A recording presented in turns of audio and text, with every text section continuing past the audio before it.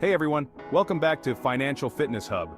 Today, I'm taking on the challenge of saving $10,000 in just 6 months, and I'm going to show you step by step how I did it. We're talking actionable tips, practical advice, and maybe even a little bit of tough love. Because let's be real, saving money isn't always easy. But trust me, the payoff is worth it. If you're ready to take control of your finances and hit your own savings goals, then stick around. And don't forget to subscribe, like, and share this video for more personal finance tips. Let's dive in. Alright, first things first, you've got to set a goal.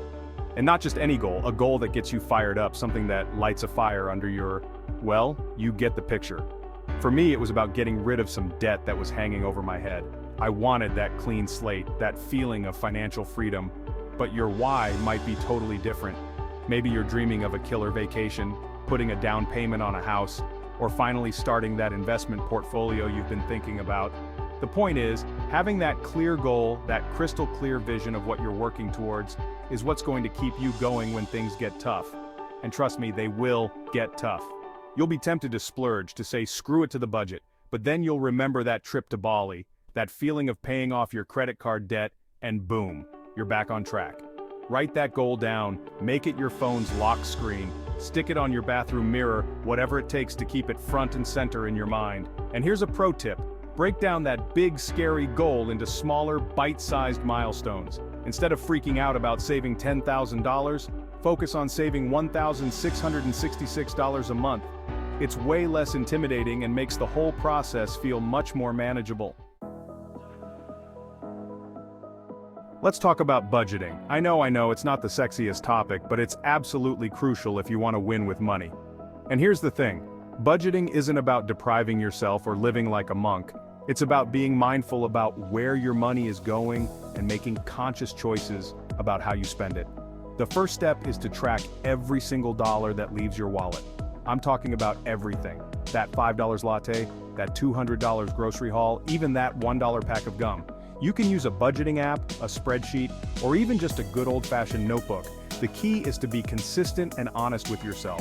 Once you have a clear picture of your spending habits, you can start identifying areas where you can cut back. And I'm not talking about becoming a hermit and never leaving your house. I'm talking about making small, sustainable changes that can add up to big savings over time. For example, let's say you're spending $200 a month on takeout coffee. What if you committed to making coffee at home most days and only treating yourself to a fancy latte once or twice a week? That simple change could save you over $100 a month. And don't forget about those sneaky recurring expenses like subscriptions and bills. Go through your bank statements and cancel any subscriptions you're not using. You might be surprised how much you're spending on services you've completely forgotten about. Here's the truth about life. It's unpredictable. Just when you think you've got your budget locked down, bam, your car breaks down, your dog needs an emergency vet visit, or your roof starts leaking. It's not a matter of these things will happen, but that's where your emergency fund comes in. This is your financial safety net, the money you can tap into when life throws you a curveball. Ideally, you want to have 3 to 6 months worth of living expenses saved up in a high-yield savings account. But even if you're just starting out, having even a small emergency fund of a few $100s can make a huge difference. It gives you peace of mind, knowing that you won't have to go into debt or derail your savings goals when unexpected expenses pop up. Now I know what you might be thinking. Graham, I'm already struggling to save $1,666 a month. How am I supposed to find extra money for an emergency fund? Here's the thing. You don't need to build your emergency fund overnight. Start small. Maybe it's $50 a month, maybe it's $100. The key is to make it a consistent habit. Increase your income. Okay, let's talk about the other side of the savings equation, making more money.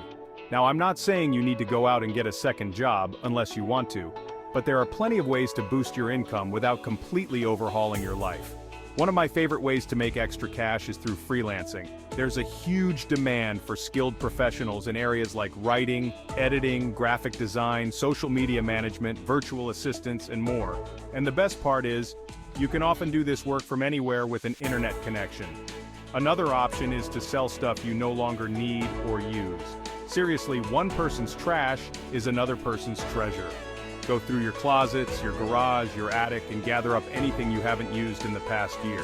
You can sell items locally on platforms like Facebook Marketplace, Craigslist, or OfferUp, or list them on sites like eBay, Poshmark, or Mercari to reach a wider audience. And if you're feeling really ambitious, you could even start a side hustle. This could be anything from dog walking and pet sitting to driving for a ride-sharing service or delivering food. The key is to find something you enjoy and that fits into your schedule. Stay consistent and motivated. Let's be real. Saving money isn't always the most exciting thing in the world. There will be times when you'd rather spend your hard-earned cash on something fun and impulsive. And that's okay. The key is to find ways to stay motivated and on track with your goals. One thing that helped me was creating visual reminders of my savings goal. I made my phone's lock screen a picture of my dream vacation destination, and I even printed out a picture of my credit card statement with a big fat zero balance and stuck it on my fridge. Every time I was tempted to stray from my budget, those visual cues snapped me right back into focus. Another thing that kept me going was celebrating my wins, no matter how small. Did I hit my savings goal for the month? Time to treat myself to a nice dinner out, within budget of course. Did I finally pay off that pesky credit card? Hello, celebratory weekend getaway. Remember, saving money is a marathon, not a sprint. There will be ups and downs, twists and turns, but as long as you stay focused on your goals and celebrate your progress along the way, you'll get there eventually. Reflect and adjust along the way. Here's the thing about personal finance, it's personal. What works for me might not work for you, and that's perfectly fine. The key is to find a system that fits your lifestyle, your goals, and your personality. And that means being willing to adjust your plan along the way. Life is unpredictable, and your financial situation is likely to change over time. You might get a raise, switch jobs, or experience an unexpected expense. That's why it's so important to regularly review your budget and make adjustments as needed. Don't be afraid to experiment with different budgeting methods, saving strategies, or income-generating opportunities. The more you learn about personal finance and the more you experiment, the better equipped you'll be to make informed decisions about your money. Remember, this is a journey, not a destination. There's no such thing as arriving at financial freedom. It's an ongoing process of learning, growing, and adapting. In the end, saving $10,000 in 6 months wasn't easy, but it was incredibly rewarding. The most important thing I learned is that financial success comes from intentionality. Whether you're cutting costs or boosting your income, you need to be clear about where your money is going and why. So if you're ready to start your savings journey, give this video a thumbs up and hit that subscribe button for more practical financial advice. Drop your best savings tips in the comments. Let's learn from each other. Thanks for watching, and remember, small steps lead to big changes. Before you go, make sure to hit that subscribe button like this video, and share it with someone who could use these tips. Let's help each other build better financial habits.